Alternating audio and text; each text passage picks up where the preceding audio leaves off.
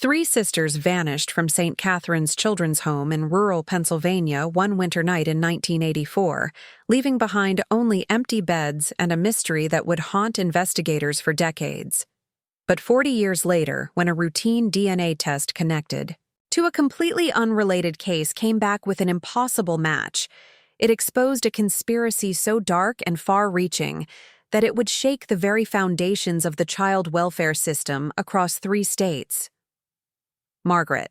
Maggie Sullivan sat in her cramped apartment in downtown Pittsburgh, surrounded by boxes of yellowed documents, faded photographs, and case files that had consumed her life for the better part of 4 decades.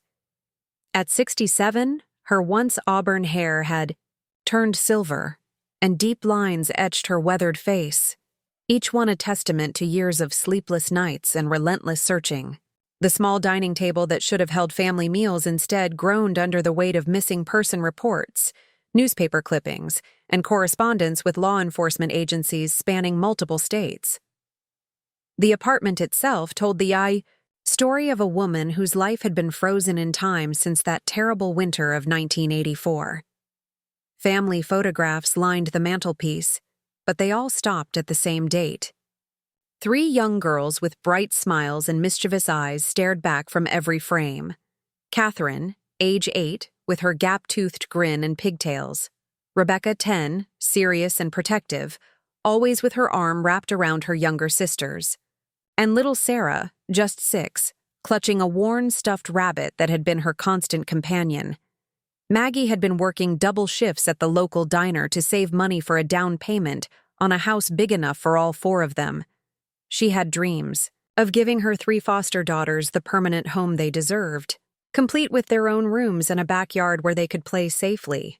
The adoption papers sat in a manila envelope on her kitchen counter, filled out but never filed, waiting for the day when she could afford the legal fees and provide the stable environment the court required.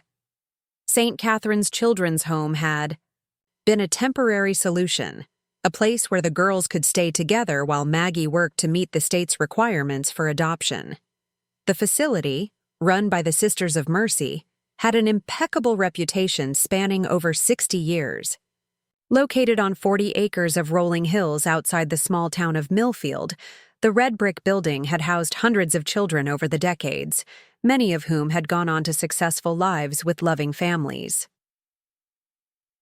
Sister Margaret Teresa, the head administrator, had personally assured Maggie that the girls would be well cared for during their brief stay.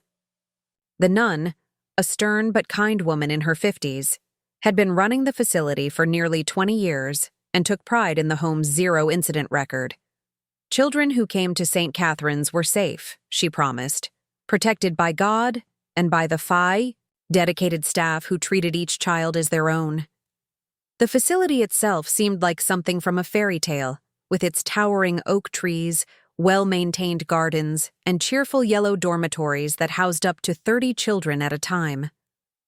A small chapel sat at the center of the complex, its steeple visible from the main road that wound through the Pennsylvania countryside.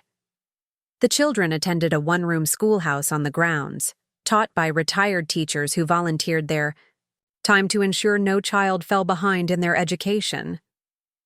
Maggie had visited every Sunday after church, bringing small gifts and updates on her progress toward adoption. The girls seemed happy enough, making friends with other children and participating in the home's structured activities.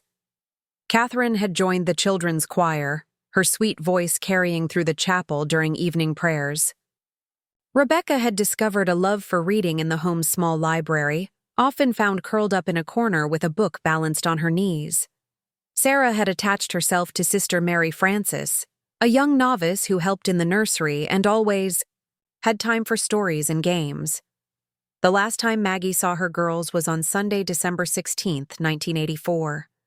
She had brought Christmas presents early, worried that her work schedule might prevent her from visiting the following weekend.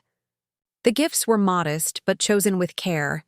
A new dress for Catherine in her favorite shade of blue, a set of classic novels for Rebecca, and a replacement for Sarah's beloved stuffed rabbit, which had finally fallen apart from years of constant hugging.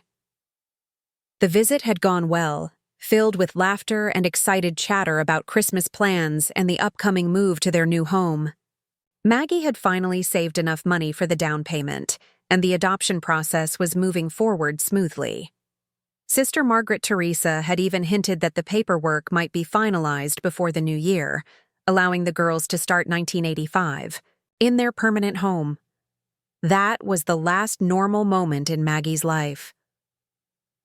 The phone call came at 3:47 a.m. on Tuesday, December 18th. Maggie had been deep in exhausted sleep after pulling a 16-hour shift at the diner, covering for a coworker who had called in sick. The shrill ring of her rotary phone cut through her dreams, and she fumbled for the receiver in the darkness, her heart already racing with the premonition that accompanies unexpected middle-of-the-night calls. Sister Margaret Teresa's voice was tight with barely controlled panic, her usual calm composure shattered. "The girls were gone," she said, discovered missing during the routine bed check at 11 p.m. Their beds had been empty, sheets and blankets pulled back as if they had simply gotten up and walked away. No signs of struggle, no indication of forced entry, no broken windows or damaged doors. The other children in their dormitory had been sound asleep and heard nothing unusual. The initial search of the grounds had turned up nothing. Flashlights had swept through every building, every storage shed, every possible hiding place where 3 young girls might have taken shelter from the December cold. The local police had been called immediately, and officers had arrived within 20 minutes to begin a more systematic search. By dawn, volunteer search parties were combing the surrounding woods and fields, calling the girls' names until their voices grew hoarse. The Pennsylvania State Police took over the investigation within 48 hours, bringing in specialized equipment and experienced investigators who had handled missing children cases before. They interviewed every staff member, every volunteer, every delivery person who had been on the grounds in the weeks leading up to the disappearance. Background checks were run on anyone who had access to the facility, from the maintenance staff to the visiting chaplains. The physical evidence was frustratingly minimal. The girls' few possessions remained neatly arranged in their shared dresser. Their toothbrushes sat in the communal bathroom. Their winter coats hung on their assigned hooks. Most puzzling of all, Sarah's new stuffed rabbit, the replacement Maggie, had brought just 2 days earlier, was missing. It was the only item unaccounted for, suggesting that whatever had happened, Sarah had taken her beloved toy with her.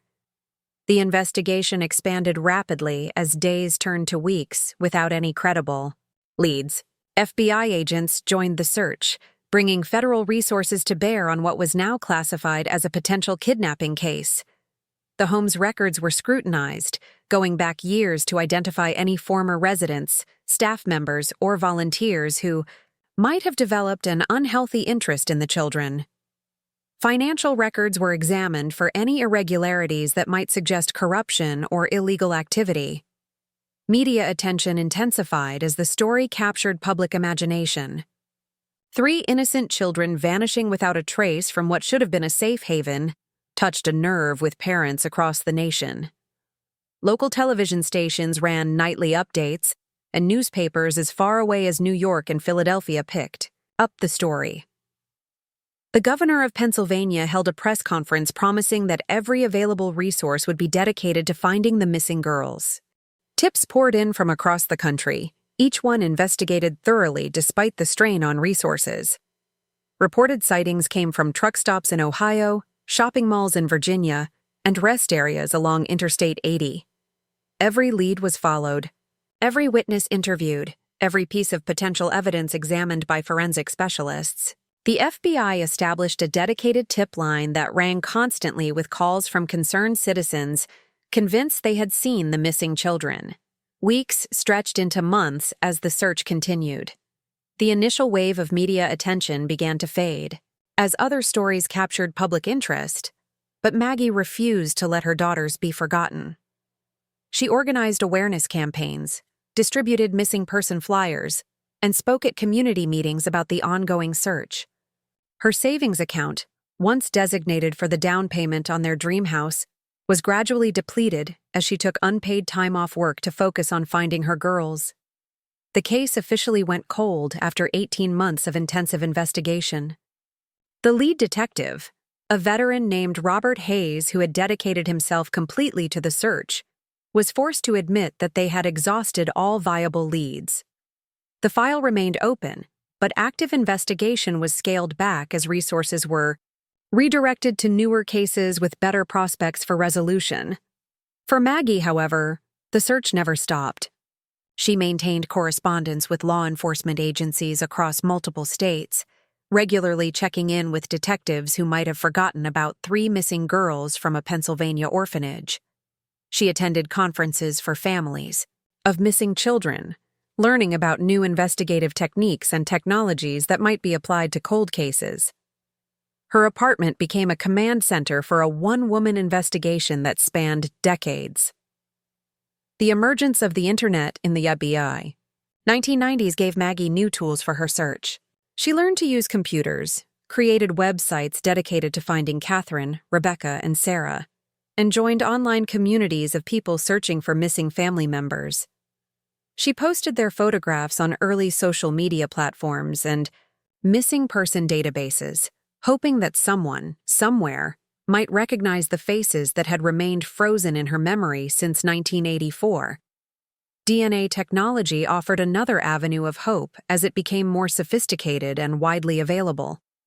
Maggie provided samples to multiple databases, authorized their use in any investigation that might provide answers about her daughter's fate.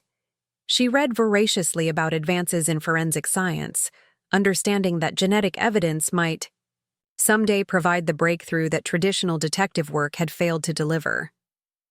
As the years passed, Maggie aged but never gave up. Friends and family members gently suggested that she needed to find closure, to accept that the girls were likely dead and move on with her life. But Maggie couldn't let go of the hope that somewhere her daughters were still alive, still waiting for her to find them and bring them home. The case had been cold for nearly 4 decades when Detective Lisa Chen of the Pennsylvania State Police Cold Case Unit received an unusual phone call on a Thursday morning in March 2024.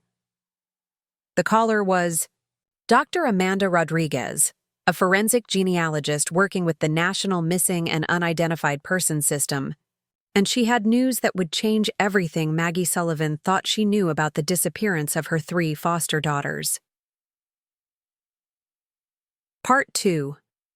The protagonist's world. Maggie Sullivan's daily routine had crystallized into a ritual of remembrance and desperate hope over the course of 40 years.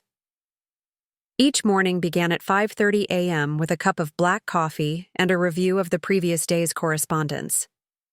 Her small kitchen table, scarred from decades of use, served as mission control for an investigation that had consumed her entire adult life.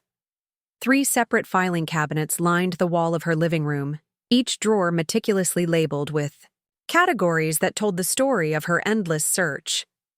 Police reports 1984-1990, FBI correspondence, media coverage, potential sightings, and dozens of others. The walls of her Pittsburgh apartment bore the weight of her obsession.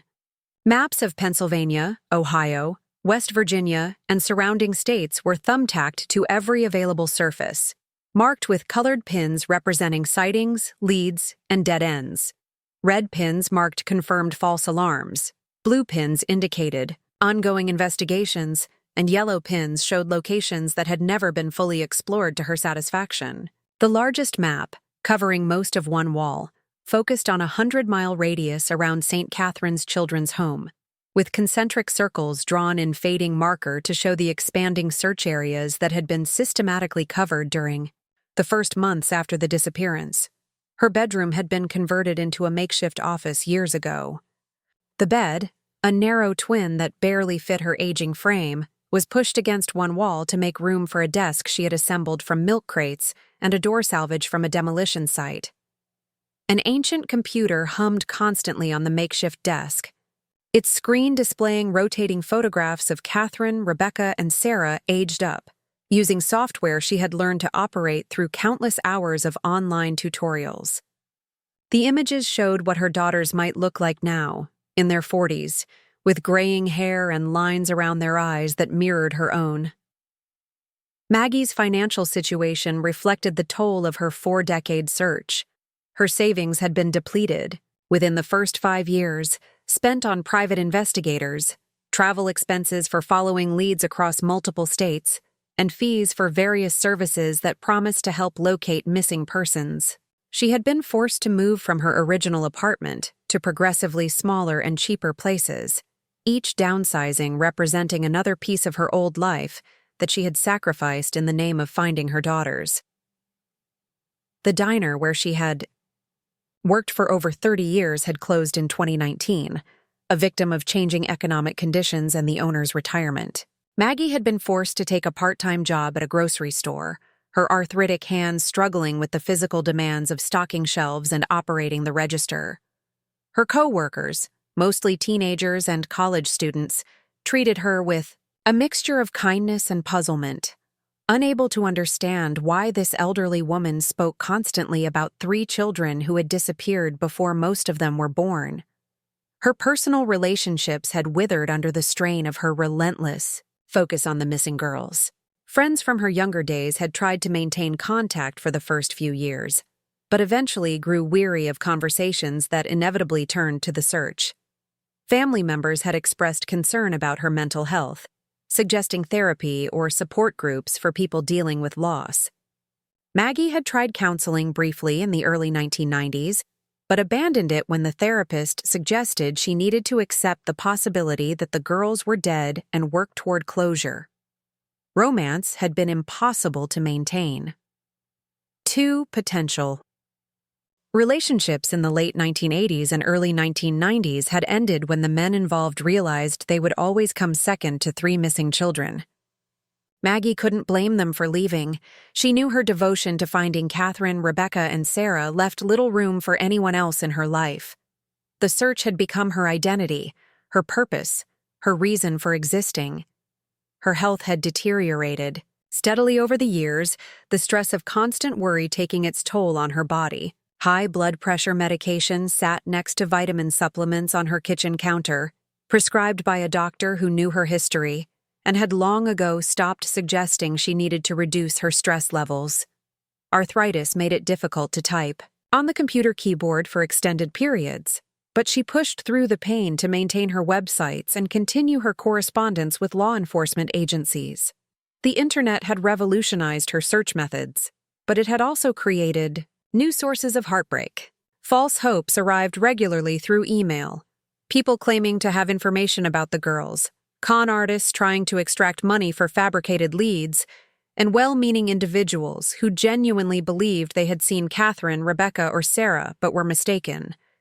Each email required investigation, each phone call demanded follow-up, each potential lead had to be pursued no matter how unlikely it seemed. Social media had been both a blessing and a curse. Platforms like Facebook allowed her to reach thousands of people with information about the missing girls, but they also exposed her to cruel comments from strangers who questioned her sanity or suggested she was wasting police resources. She had learned to ignore the cruelty, focusing instead on the genuine offers of help that occasionally emerged from the digital noise.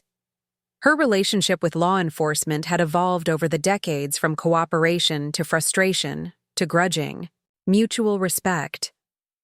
The original investigators had welcomed her involvement initially, appreciating her dedication and her willingness to follow up on leads that the police lacked resources to pursue. As years passed and the case grew cold, however, some officers began to view her as a nuisance, a grieving woman who couldn't accept reality and move on with her life. Detective Robert Hayes, the lead investigator for the first 10 years of the case, had retired in 1995, but maintained contact with Maggie until his death in 2018. He had been the one person in law enforcement who never questioned her determination, understanding that her refusal to give up came from love rather than delusion. His funeral had been one of the most difficult days of Maggie's life, representing the loss of her strongest ally in the search for her daughters. The current generation of investigators treated her with professional courtesy but obvious skepticism. They returned her calls promptly and listened patiently to her theories, but she could hear the resignation in their voices. To them, she was a relic from an old case, a reminder of one of their department's few unsolved mysteries. They processed her periodic requests for updates and reviewed any new evidence she presented, but she knew they held little hope that the case would ever be resolved. Maggie's living expenses had been reduced to the bare minimum to fund her continuing search. She shopped at thrift stores for clothing, bought generic groceries, and had given up her car years ago to save on insurance and maintenance costs. Public transportation and the occasional taxi served her needs, though the lack of a vehicle limited her ability to follow leads that required travel. She had learned to rely on volunteers from missing children organizations to investigate sightings in distant cities, people who understood her dedication because they were searching for their own missing loved ones. Her apartment was kept deliberately sparse, with only the most essential furniture and appliances. Every available dollar went toward the search. Computer equipment, internet service, printing costs for flyers, fees for various databases and investigative services. She maintained subscriptions to several missing person organizations and contributed what she could to groups that helped other families searching for missing children. The holidays were the most difficult times of year. Christmas brought back memories of that last visit to St. Catherine's, when she had brought presents and talked excitedly about the future they would share. She had kept those Christmas traditions alive for years, buying presents for Catherine, Rebecca, and Sarah, and storing them in a closet, hoping someday to give them to her daughters. Eventually, the practice became too painful, and she began donating gifts to local children's charities instead, imagining that somewhere, someone else's children were benefiting from love that had no other outlet. Her faith had been tested repeatedly, over the decades. Raised Catholic, she had initially found comfort in prayer and the belief that God would protect innocent children. As years passed without answers, her relationship with religion became more complicated. She still attended Mass occasionally, more from habit than conviction, and found herself arguing with God during long, sleepless nights when the weight of unanswered questions became unbearable. The aging process had been cruel to Maggie, accelerated by stress and poor self-care. She looked older than her 67 years, her face deeply lined and her once strong body bent by arthritis and fatigue. Mirror reflections reminded her that she was no longer the vibrant young woman who had dreamed of adopting 3 orphaned sisters. Time had stolen those dreams along with the children she had loved, leaving her with nothing but memories and an increasingly desperate hope that someday, somehow, she would learn what had happened to Catherine, Rebecca, and Sarah. Her neighbors in the rundown apartment building knew her story, passed down through generations of tenants like neighborhood folklore. Some regarded her with sympathy, others with suspicion or annoyance at her late-night phone calls and frequent visitors. From law enforcement agencies, children in the building had been warned to be polite to the sad lady on the 3rd floor who had lost her family long ago. Despite everything, Maggie maintained her determination with a fierceness that surprised even herself. Each morning brought the possibility of answers. Each phone call might be the breakthrough she had waited 40 years to receive. She had survived 4 decades of disappointment and heartbreak because surrender was not an option. Somewhere, she believed, Catherine, Rebecca, and Sarah were waiting for her to find them, counting on her to never give up the search that had defined her entire adult life. Part 3. The Original Crisis. The winter of 1984 had arrived early in central Pennsylvania, blanketing the countryside around Millfield in a pristine layer of snow that transformed St. Catherine's Children's Home into a scene from a Christmas card. The red brick buildings stood majestically against the white landscape, their windows glowing warmly with yellow light as evening descended on December 17th. Inside the main dormitory, 32 children ranging in age from 4 to 16 were settling into their evening routine, unaware that this would be the last normal night in the home's 60-year history. Catherine, Rebecca, and Sarah Sullivan occupied beds 7, 8, and 9 in the girls' dormitory. A long room with high ceilings and tall windows that looked out over the snow-covered grounds. The three sisters had requested to sleep near each other when they arrived at St. Catherine's 6 weeks earlier, and Sister Margaret Teresa had accommodated the request, understanding the importance of keeping siblings together during their temporary stay. Their beds were positioned against the east wall, giving them a view of the sunrise each morning and the long driveway that led to the main road. The routine at St. Catherine's was carefully structured to provide stability for children who had often experienced chaos in their young lives. Dinner was served at 5:30 p.m. in the large dining hall, where long wooden tables accommodated all the residents and staff members. The evening meal on December 17th had been particularly festive, featuring Sister Mary Francis's famous beef stew and fresh-baked bread, with apple pie for dessert in celebration of young Timothy Morrison's 9th birthday. Catherine had been in especially good spirits that evening, entertaining the other children with stories about the Christmas pageant practice she had attended that afternoon. As the newest member of St. Catherine's Children's Choir, she had been selected to sing a solo verse of Silent Night during the upcoming Christmas Eve service. Her sweet soprano voice had impressed Sister Agnes, the choir director, who had worked with hundreds of children over her 30 years at the facility. Rebecca had helped serve dessert, a responsibility given to older children who demonstrated maturity and leadership.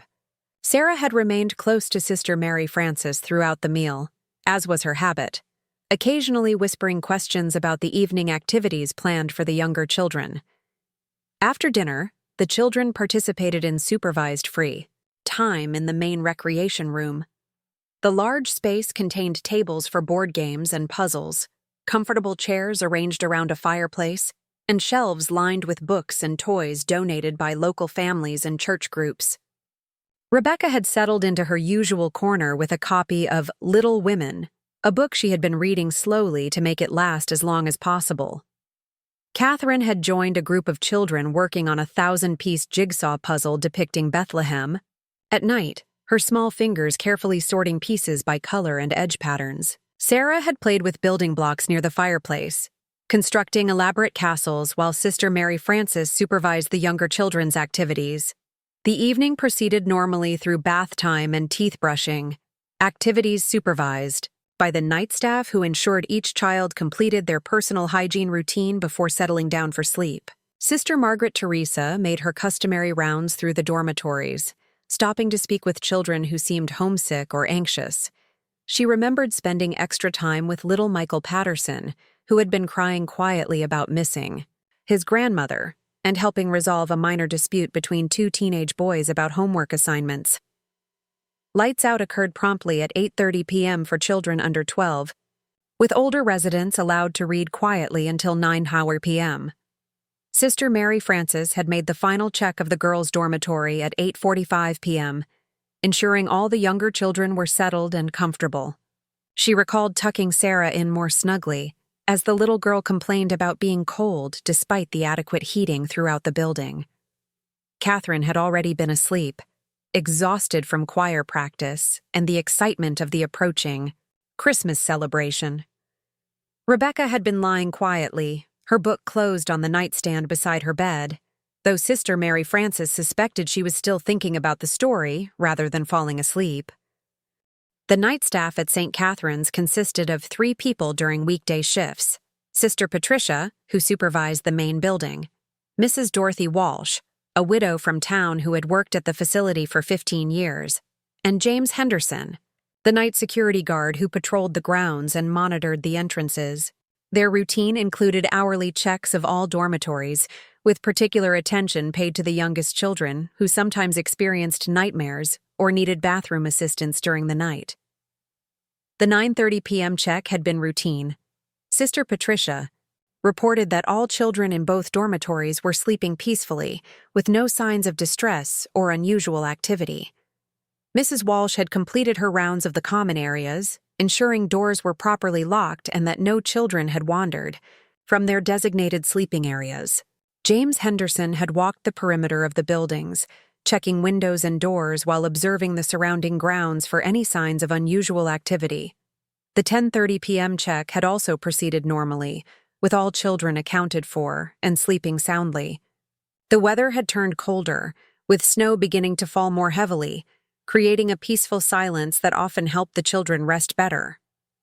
Sister Patricia had adjusted thermostats in both dormitories to ensure adequate warmth throughout the night, a standard practice during Pennsylvania winters when temperatures could drop significantly. It was during the 11:30 p.m. bed check that the nightmare began. Sister Patricia entered the girls' dormitory carrying a small flashlight, its beam dimmed to avoid waking sleeping children. She moved quietly between the rows of beds, her soft-soled shoes making no sound on the polished wooden floor. The routine check was so familiar that she could navigate the room in complete darkness, but she always used the light as a safety precaution. Beds 1 through 6 contained their expected occupants, children sleeping peacefully under warm blankets. When Sister Patricia reached bed 7, however, her flashlight revealed rumpled sheets and blankets pulled back, but no sign of Catherine. Assuming the child had gotten up to use the bathroom, Sister Patricia continued her check, only to discover that beds 8 and 9 were also empty. Rebecca and Sarah were gone as well, their beds showing the same pattern of pulled-back covers suggesting they had gotten up voluntarily rather than being forcibly removed. Sister Patricia's first response was to check the bathroom attached to the dormitory, thinking all 3 girls might have needed to get up together. The bathroom was empty, with no signs of recent use. She then checked the small alcove where children sometimes went when they felt homesick or couldn't sleep, but found it vacant as well. Growing concerned, she quietly woke Mrs. Walsh and asked her to help search the common areas while she checked the other dormitory to ensure the girls hadn't somehow wandered to visit friends. The search of the main building took 20 minutes and revealed no trace of the missing children. Every possible location was checked: the recreation room, the dining hall, the library, the chapel, even storage closets where children sometimes hid during games. Mrs. Walsh had thoroughly examined the kitchen and administrative offices, while Sister Patricia had personally checked every bed in the boys' dormitory to ensure the girls weren't playing some sort of elaborate prank. James Henderson was summoned from his patrol route to help expand the search to the exterior buildings. The maintenance shed, the laundry facility, and the small greenhouse where Sister Agnes grew vegetables for the kitchen were all searched systematically. Henderson noticed that the snow around the buildings showed no footprints other than his own patrol tracks, suggesting that if the children had left the main building, they had done so before the heaviest snowfall began around 10 p.m. By midnight, with no sign of the 3 girls anywhere on the 40-acre property, Sister Margaret Teresa made the decision to call local law enforcement. The Millfield Police Department consisted of only 4 officers, but Chief William Morrison responded personally to the emergency call, arriving at St. Catherine's within 15 minutes of being summoned. A veteran of 23 years in law enforcement, Chief Morrison had investigated missing children cases before, but never involving residents of the respected orphanage. Chief Morrison's initial response was to expand the search to include areas beyond the immediate grounds. He called in his 3 officers and requested assistance from the county sheriff's department, understanding that time was critical when children were missing in winter weather conditions. The temperature had dropped to 18 degrees Fahrenheit, with wind chill making it feel even colder. 3 young children dressed only in nightgowns would not survive long in such conditions without shelter. The expanded search began immediately, with officers and volunteers using powerful flashlights and calling the girls' names as they combed through the woods surrounding St. Catherine's. The snow had stopped falling, but the accumulation made it difficult to move quickly through the underbrush. Search teams worked in systematic patterns, ensuring no area was overlooked in their desperate race against time and weather. Meanwhile, Sister Margaret Teresa had begun the heartbreaking task of calling parents and guardians to inform them of the situation. Maggie Sullivan was the first call, reached at her apartment after several rings. The nun's voice was steady but strained as she explained that Catherine, Rebecca, and Sarah were missing and that a massive search effort was underway. She assured Maggie that every possible resource was being devoted to finding the girls, but could offer no explanation for how 3 children had simply vanished from a secure facility.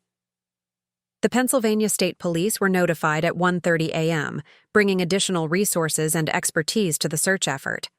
Sergeant Michael Torres, the lead investigator for missing persons cases in the region, arrived at St. Catharines at 2:45 a.m. with a team of specialists trained in child abduction cases. His first priority was to secure the scene and begin interviewing staff members who had been present during the evening and night shifts.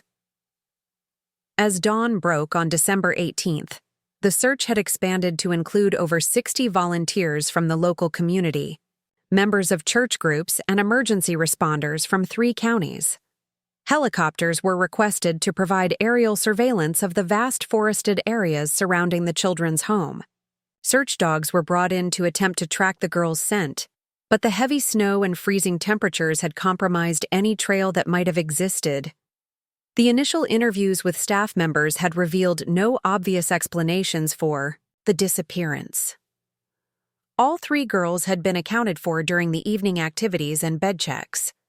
No one had reported any unusual behavior, signs of distress, or indications that the children were planning to leave the facility. The security measures at St. Catharines, while not as sophisticated as modern standards, had been adequate for a rural children's home in 1984. Doors were locked at night, and the isolated location made it unlikely that strangers could approach the buildings undetected. The mystery deepened as investigators realized that the girls had apparently left their beds voluntarily, taking time to pull back their covers neatly rather than simply climbing out in panic. Sarah's new stuffed rabbit was missing, suggesting she had taken it with her, but no other personal belongings were unaccounted for. The children had not dressed for winter weather, leaving their coats, boots, and warm clothing hanging in their designated storage areas. By the end of the first day, with search teams having covered hundreds of acres without finding any trace of Catherine, Rebecca, and Sarah, the investigation began to shift from a potential runaway situation to a suspected abduction case. The FBI was contacted, and agents were dispatched to begin the complex process of investigating what appeared to be the first serious crime in St. Catharines' long and distinguished history. The investigation into the disappearance of Catherine, Rebecca, and Sarah Sullivan quickly escalated into one of the most intensive missing children searches in Pennsylvania history. By December 19th, less than 48 hours after the girls vanished, over 200 law enforcement officers, volunteers, and specialized personnel had converged on the rural area surrounding St. Catharines Children's Home. The scope of the operation stretched across 4 counties, with command centers established in 3 different locations to coordinate the massive undertaking. FBI Special Agent Patricia Moreau arrived from the Philadelphia field office on the morning of December 19th, bringing with her a team of specialists trained in child abduction cases. Agent Moreau, a 15-year veteran of the Bureau with extensive experience in missing children investigations, immediately recognized the unique challenges presented by this case. The rural location, harsh winter weather conditions, and the fact that 3 children had vanished simultaneously from a secure facility suggested either an extremely sophisticated operation or circumstances that defied conventional explanation. The physical search expanded methodically outward from St. Catharines in concentric circles, with teams assigned to specific grid patterns to ensure no area was overlooked. K-9 units from 6 different law enforcement agencies were deployed, though the search dogs struggled with scenting conditions compromised by snow, wind, and freezing temperatures. Bloodhounds attempted to track from the girls' beds but lost any potential trail within 50 yards of the main dormitory building, suggesting either that the scent had been obscured by weather or that the children had been transported by vehicle. Very shortly after leaving the building, helicopter searches proved equally frustrating. Pennsylvania State Police aviation units flew systematic patterns over hundreds of square miles of forest, farmland, and rural communities, using both visual, observation, and thermal imaging equipment to detect any signs of the missing children. The thermal sensors designed to locate body heat signatures found deer, livestock, and the occasional outdoor worker, but no trace of 3 young girls who should have been clearly visible against the cold winter landscape. The investigation team interviewed every person who had been at St. Catherine's during the previous week, a process that involved more than 40 individuals, including staff members, volunteers, delivery personnel, maintenance workers, and visiting clergy.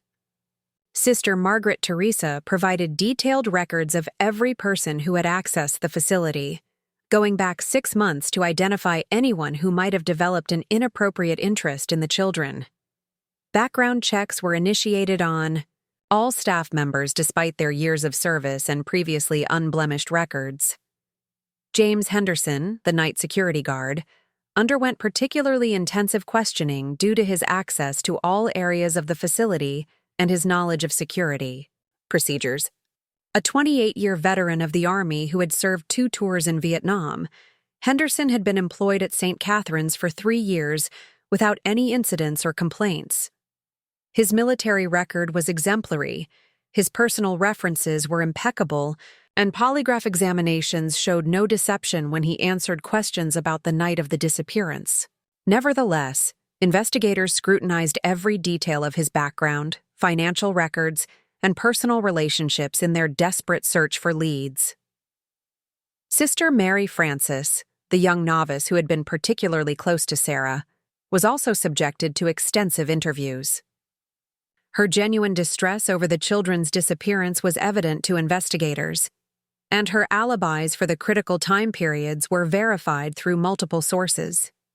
The other sisters at St. Catherine's provided character references that painted her as deeply religious, devoted to the children's welfare, and incapable of any wrongdoing.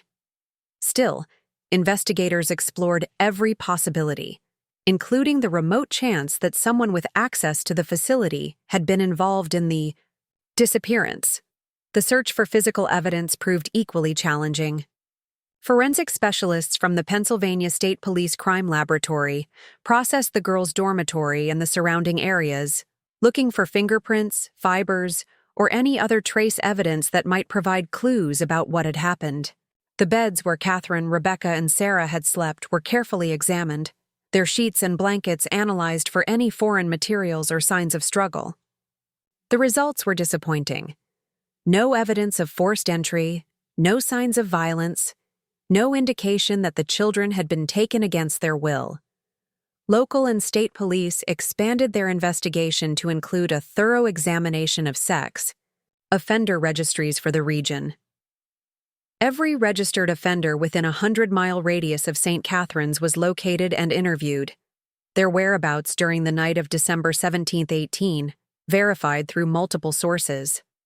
Several individuals underwent polygraph examinations, and a few were held for questioning when their initial alibis proved inconsistent, but all were eventually cleared of involvement in the disappearance. The investigation team also explored the possibility that the girls had run away voluntarily, perhaps in response to some trauma or fear they had not communicated to the adults in their lives. Extensive interviews with other children at St. Catherine's revealed no indication that Catherine, Rebecca, and Sarah had been unhappy, frightened, or planning to leave. Fellow residents described the sisters as well-adjusted, looking forward to their upcoming adoption by Maggie Sullivan, and excited about the Christmas celebrations planned at the facility. Media attention intensified as the story gained national coverage. Television news crews from Philadelphia, Pittsburgh, and New York descended on the small town of Millfield, transforming the quiet rural community into a circus of reporters, camera crews, and satellite trucks. The coverage brought both benefits and complications to the investigation. Tips and potential sightings poured in from across the country, but investigators had to devote significant resources to following up on leads that proved to be well-intentioned but ultimately useless. The FBI established a dedicated tip line that received over 3,000 calls in the first week after the disappearance. Each call had to be logged, evaluated, and investigated if it met certain criteria for credibility. Reported sightings came from truck stops along Interstate 80, rest areas on the Pennsylvania Turnpike, and shopping centers throughout the Mid-Atlantic region. Teams of agents were dispatched to investigate the most promising leads, but each potential breakthrough ended in disappointment. One particularly compelling report came from a truck driver who claimed to have seen 3 young girls, matching the sisters' descriptions at a rest stop near Harrisburg on the morning of December 18th. The witness provided detailed descriptions and seemed credible during initial interviews, leading to an intensive investigation that consumed dozens of agent hours. Security cameras from the rest stop were analyzed, employees were interviewed, and the truck driver was subjected to multiple polygraph examinations. Eventually, investigators concluded that the witness had confused the date and had actually seen 3 children from a family traveling through the area several days earlier. Another false lead involved a reported sighting at a shopping mall in West Virginia, where a security guard claimed to have seen 3 girls who appeared distressed being escorted through the parking lot by an adult male. The description of the children seemed to match Catherine, Rebecca, and Sarah, and the timing coincided with the window when they could have been transported from Pennsylvania. FBI agents rushed to investigate, reviewing security footage and interviewing dozens of witnesses, only to discover that the children in question were part of a large family group whose parents had been dealing with typical shopping mall meltdowns, rather than any sinister situation. The search efforts were hampered by the harsh winter weather that persisted throughout December and into January. Several severe snowstorms dumped additional inches of snow on the region, making ground searches increasingly difficult and dangerous. Volunteers who had initially turned out in large numbers found it increasingly challenging to participate in outdoor search activities as temperatures remained well below freezing for weeks at a time. The difficult conditions also raised the grim possibility that if the children were outdoors without proper clothing and shelter, they could not have survived the extreme cold. Psychics and self-proclaimed paranormal investigators began contacting law enforcement agencies, claiming to have visions or insights about the missing children's location. While investigators were skeptical of such claims, the desperation to find Catherine, Rebecca, and Sarah led them to follow up on several of these leads. A woman from Ohio claimed to have received psychic visions showing the girls in an underground location near water, leading to searches of caves and abandoned wells throughout the region. A man from New Jersey insisted that spirits had communicated the girls' location to him through seances, providing specific geographic coordinates that led search teams to empty fields and abandoned buildings. The financial cost of the investigation began to strain resources as weeks turned into months. Local police departments that had contributed officers to the search effort needed their personnel back for routine duties in their own communities. The Pennsylvania State Police continued to maintain a significant presence, but the intensive level of resources devoted to the case had to be gradually reduced as other investigations demanded attention. The FBI field office found itself juggling the Sullivan case with new abduction cases that arose in other parts of their territory. By March 1985, 3 months after the disappearance, the active search effort had been scaled back significantly. The massive volunteer operations ended, the command centers were dismantled, and the media attention moved on to other stories. Detective Robert Hayes of the Pennsylvania State Police was assigned as the primary investigator for what was now officially classified as a cold case, though he continued to pursue leads and coordinate with other agencies as new information emerged. The emotional toll on the investigators was substantial. Many of the law enforcement officers who had worked on the case had children of their own, and the inability to find Catherine, Rebecca, and Sarah haunted them professionally and personally. Agent Moreau later admitted that the Sullivan case was one of the most frustrating of her career, not because of any lack of effort or resources, But because the investigation had yielded so few concrete clues despite months of intensive work. Maggie Sullivan's relationship with law enforcement during this period was complicated by her determination to remain actively involved in the search efforts. While investigators appreciated her dedication and her knowledge of the girls' personalities and habits, they also found her constant presence and suggestions both helpful and occasionally overwhelming. Maggie attended every briefing she was allowed to join, provided investigators with detailed written accounts of the girls' routines and preferences, and maintained her own parallel investigation through contacts in the community.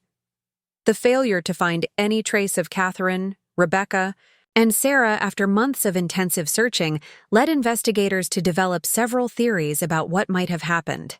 The most likely scenarios included abduction by someone familiar with the facility who had planned the operation carefully, transportation of the children to a location far from Pennsylvania where they were being held, or the possibility that the girls had died shortly after disappearing, and their bodies had been concealed in a location that searchers had not yet discovered. As 1985 progressed and the first anniversary of the disappearance approached, the harsh reality began to settle in among investigators, community members, and Maggie herself. Despite the most intensive missing children search in the region's history, Catherine, Rebecca, and Sarah Sullivan had vanished without leaving behind a single credible clue about their fate or whereabouts. Part 5. The Time Jump and New Evidence. The phone call that would shatter 40 years of uncertainty came to Detective Lisa Chen on a crisp Thursday morning in March 2024.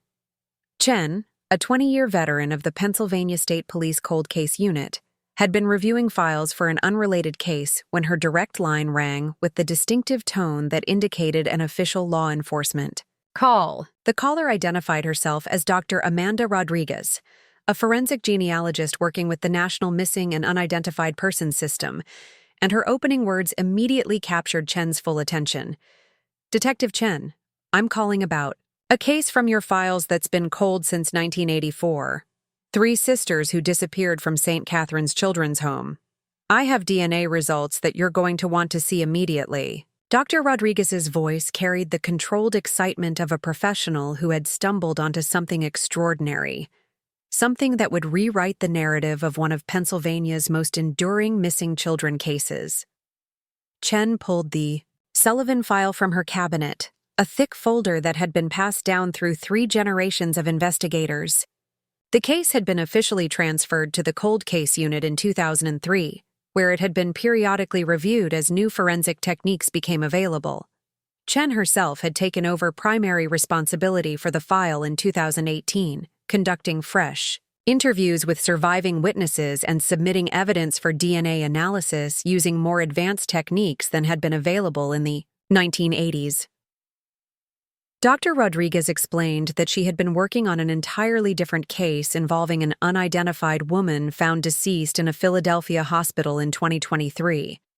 The woman, approximately 60 years old, had been brought to the emergency room in advanced stages of liver failure, conscious but unable to communicate coherently due to her medical condition. She had died within hours of arrival, carrying no identification, and leaving behind only the clothes on her back and a small leather purse containing $47 in cash and a bus ticket stub from Cleveland, Ohio. Standard protocol required that DNA samples be collected from unidentified deceased individuals and entered into national databases. The woman's DNA profile had been processed through the combined DNA index system and cross-referenced against samples from missing persons cases, unidentified remains, and genetic genealogy databases. What made this case extraordinary was that the DNA results had produced not one match, but 3 separate hits connecting to evidence collected from the Sullivan sisters' beds at St. Catherine's Children's Home 4 decades earlier. The DNA profile from our deceased Jane Doe shows a familial relationship to genetic material recovered from all 3 missing children, Dr. Rodriguez continued, her professional composure barely containing the significance of her discovery. The markers indicate she was their biological mother. But here's what makes this case unprecedented, Detective Chen. According to the records from St. Catherine's, these children were orphans with no known living relatives. Chen felt her pulse quicken as the implications began to register.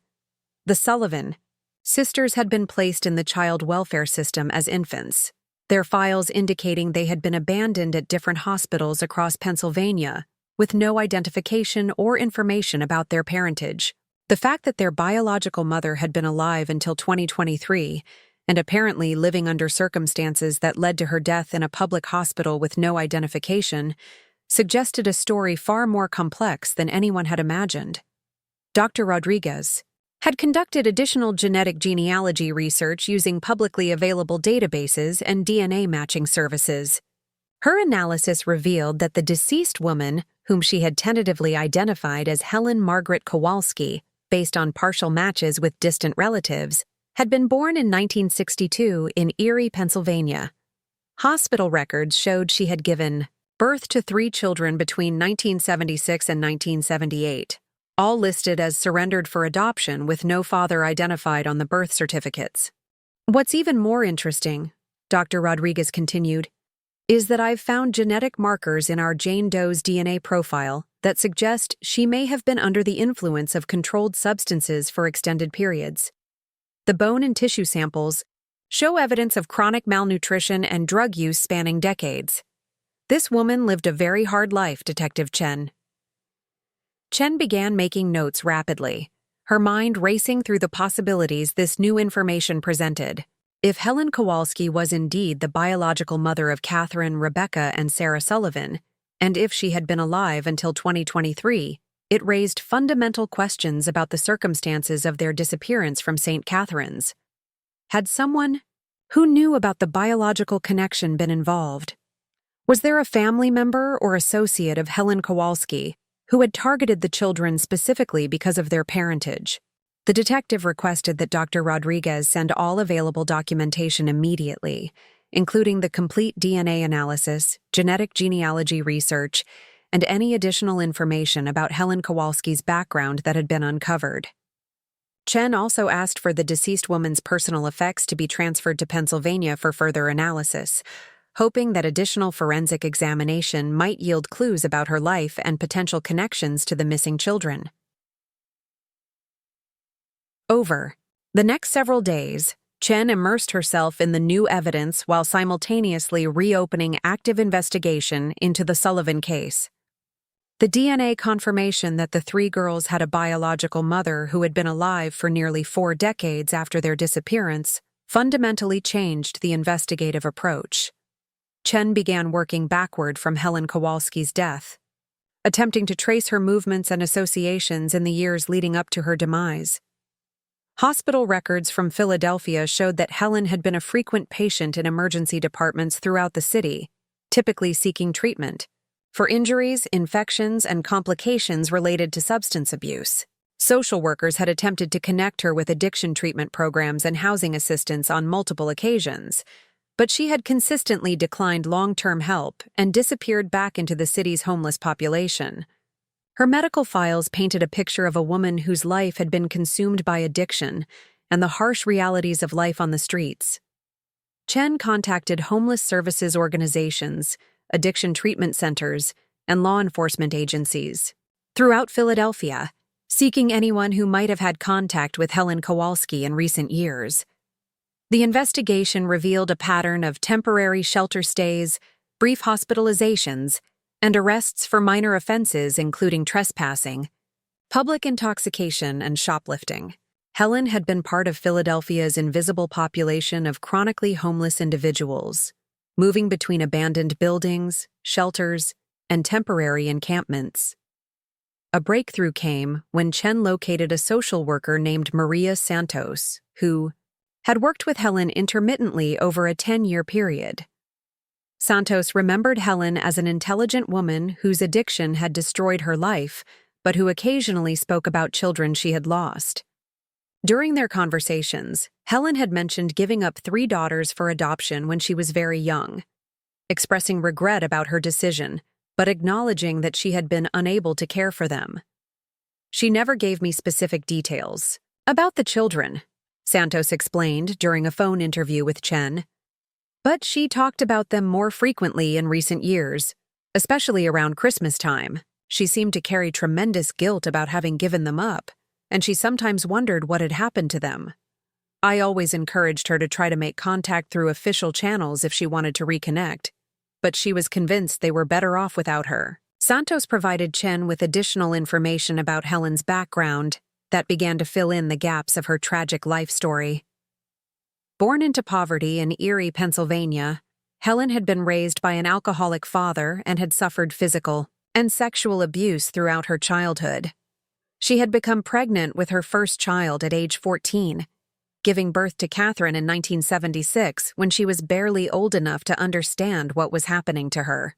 Rebecca had been born in 1977 and Sarah in 1978, each pregnancy the result of Helen's involvement with older men who took advantage of her vulnerability. Unable to care for the children and lacking family support, Helen had made the heartbreaking decision to surrender each baby for adoption, hoping they would find the stable, loving homes she could not provide.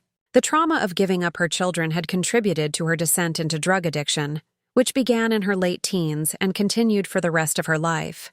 She had made several attempts at recovery over the years, but the guilt and grief over losing her daughters had proven to be insurmountable obstacles to her sobriety. Chen's investigation revealed that Helen had made at least one attempt to locate her daughters through official channels. In 1995, she had contacted the Pennsylvania Department of Human Services, seeking information about children she had surrendered for adoption. The inquiry had been processed through proper legal channels, but the girls' disappearance from St. Catherine's meant that there was no current information available to share with their biological mother. Helen had been told that the children were no longer in the state's custody, but had not been informed about the circumstances of their disappearance. The detective also discovered that Helen had hired a private investigator in 2001, using money she had earned during a brief period of sobriety when she worked as a housekeeper for a cleaning service.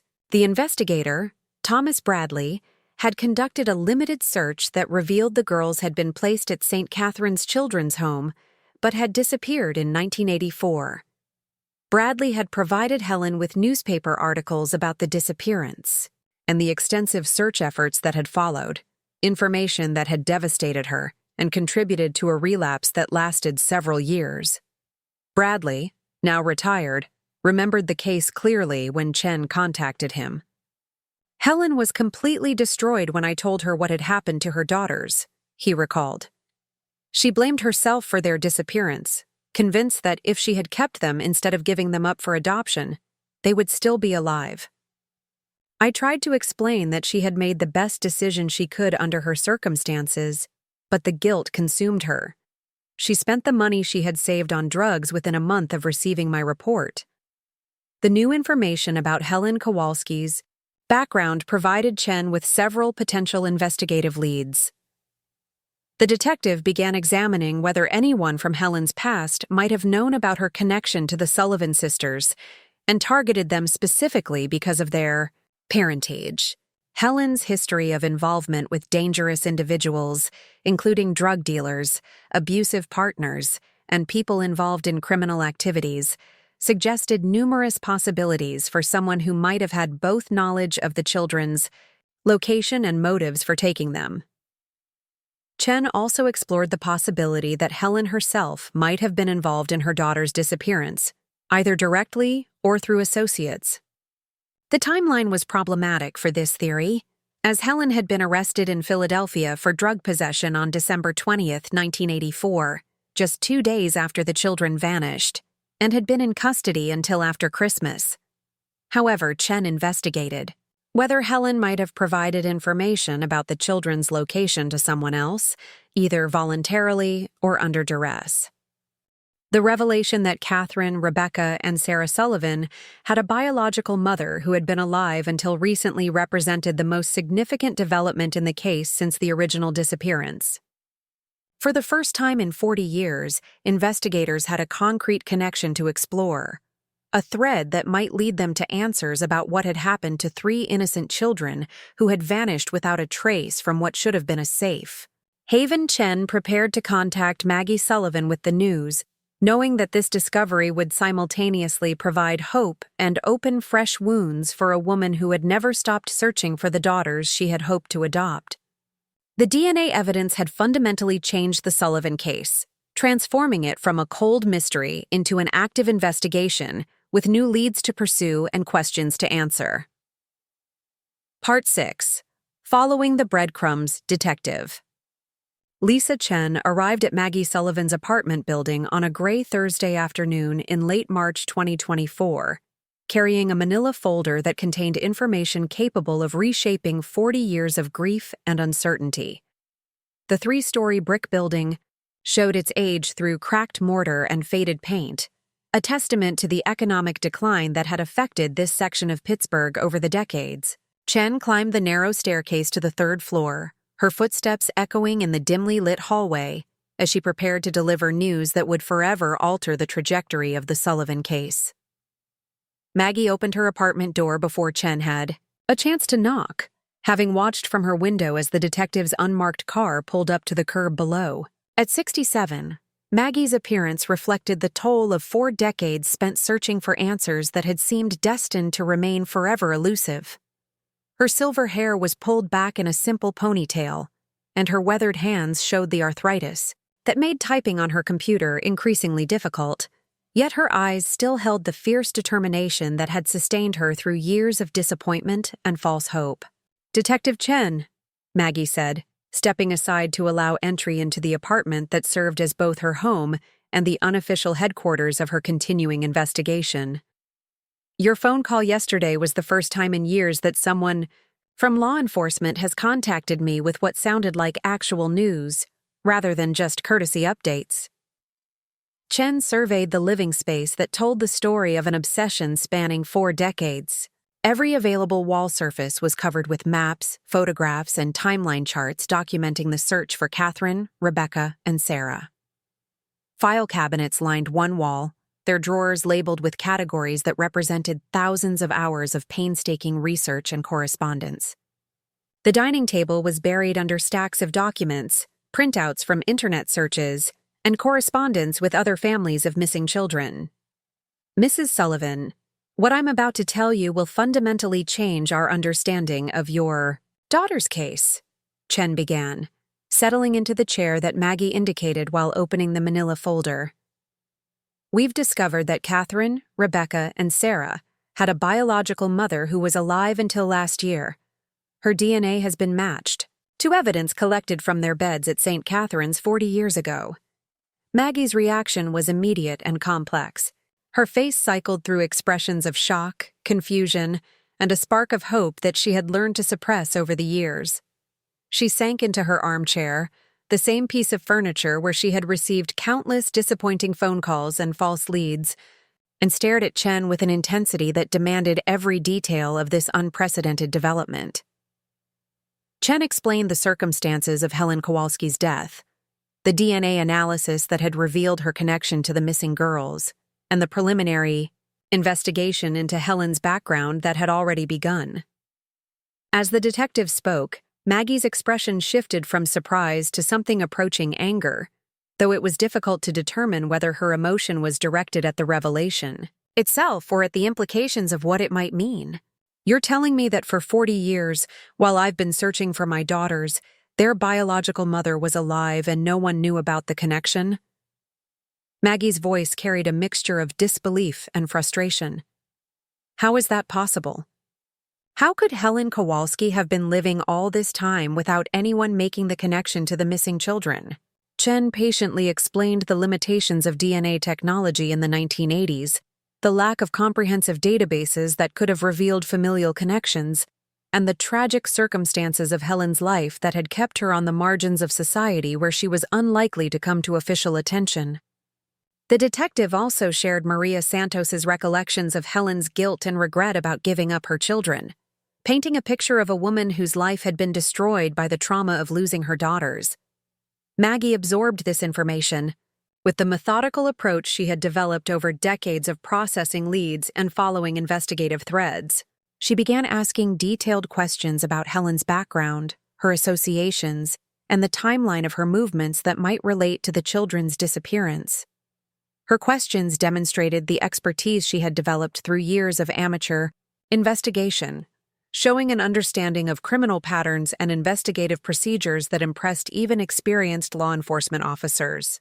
If Helen had hired a private investigator in 2001 and learned about the girls' disappearance, that means she knew they were missing for over 20 years before she died, Maggie reasoned aloud. Did she ever try to contact law enforcement? Did she have any information that might have helped the investigation? Chen shared the limited information available about Helen's attempts to learn about her daughter's fate, including her devastating reaction to discovering they had disappeared from St. Catherine's. The detective explained that Helen's descent into deeper addiction following this revelation had made her an unreliable source of information, and her transient lifestyle had prevented any systematic follow-up investigation into her potential knowledge about the case. We need to examine everyone Helen associated with, particularly in the years leading up to the girl's disappearance, Chen continued. Someone in her circle might have known about the connection between Helen and the children at St. Catherine's. Drug dealers, boyfriends, people involved in criminal activities who might have seen an opportunity in 3 vulnerable children with a biological mother who couldn't protect them. Maggie stood up and walked to one of her file cabinets, retrieving a thick folder labeled Potential Suspects and Persons of Interest. Over the years, she had compiled extensive information about individuals who had been investigated in connection with the case, including background research she had conducted independently when official investigations stalled. Her files included newspaper clippings, public records searches, and correspondence with law enforcement agencies across multiple states. I've been tracking people connected to this case for 40 years, Maggie said, spreading documents across her coffee table. If there's a connection between Helen Kowalski and anyone who was investigated back in 1984, I might have information that could help identify the link. Chen was impressed by the thoroughness of Maggie's documentation. The elderly woman had maintained detailed files on dozens of individuals, including staff members from St. Catherine's, registered sex offenders in the region, and people with criminal histories who had been in the area during the time of the disappearance. Her research included information that went far beyond what had been available to investigators in the 1980s, compiled through decades of internet searches, public records requests, and correspondence with other amateur investigators. Working together, Chen and Maggie began cross-referencing information about Helen Kowalski's known associates with the individuals who had been investigated in connection with the original disappearance. The process was painstaking, requiring careful examination of dates, locations, and potential connections that might not be immediately obvious.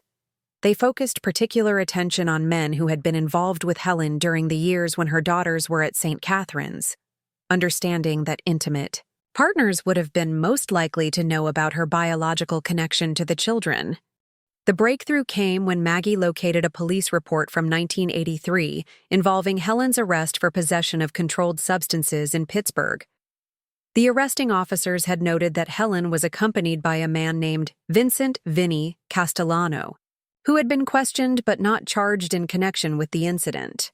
Castellano's name appeared in Chen's files as someone who had been briefly investigated in 1985 after a tip suggested he had been seen in the Millfield area around the time of the children's disappearance.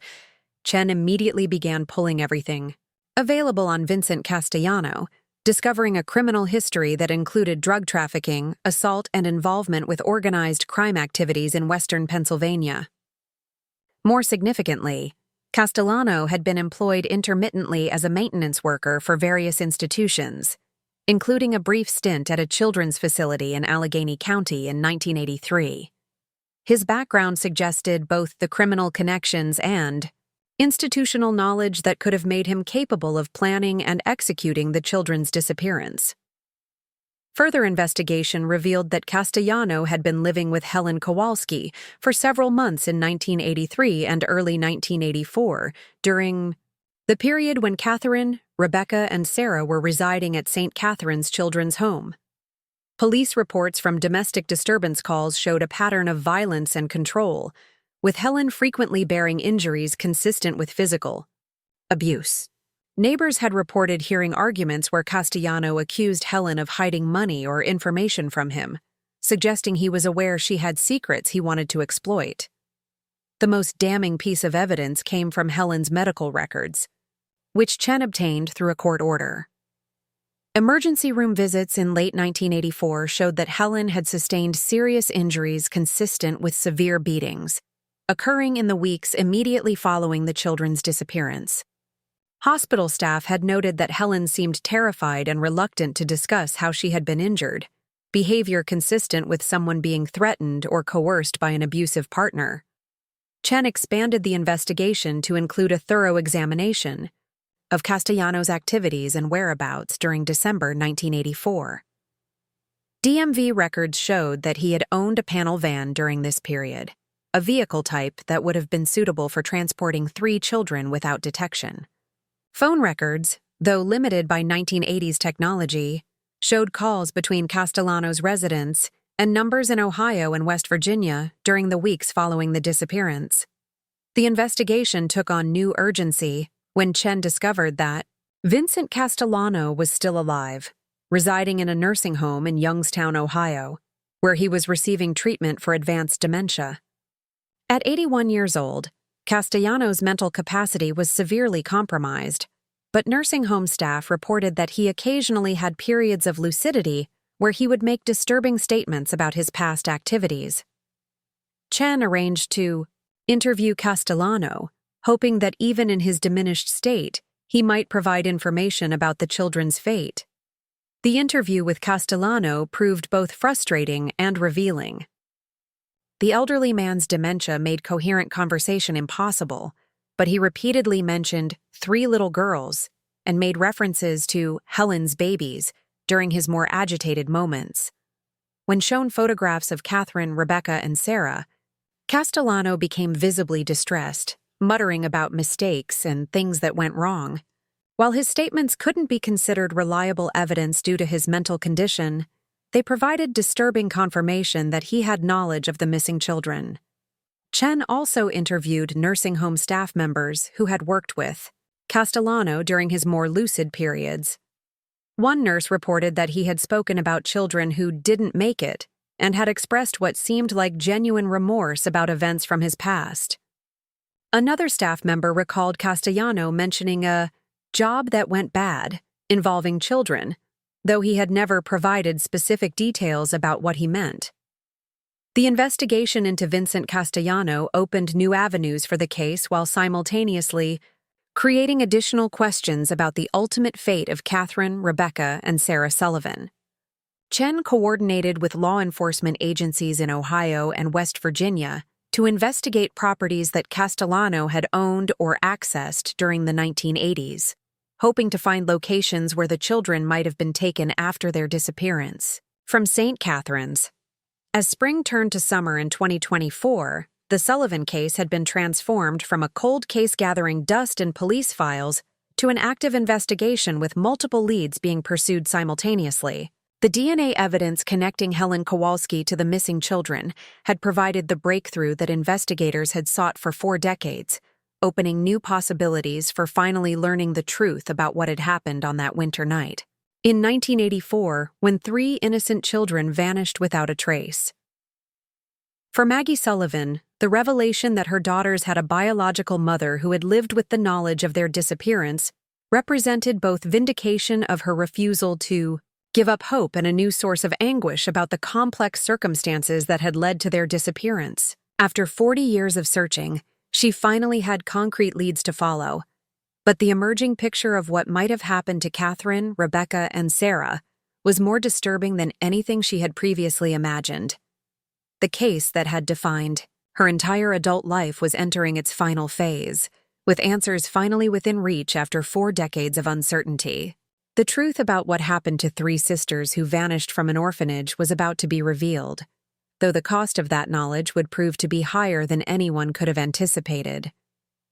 If this incredible story of persistence, DNA, breakthroughs, and the relentless search for truth has captivated you, Make sure to subscribe to our channel for more shocking true crime cases that will leave you questioning everything you thought you knew about justice and the power of never giving up hope.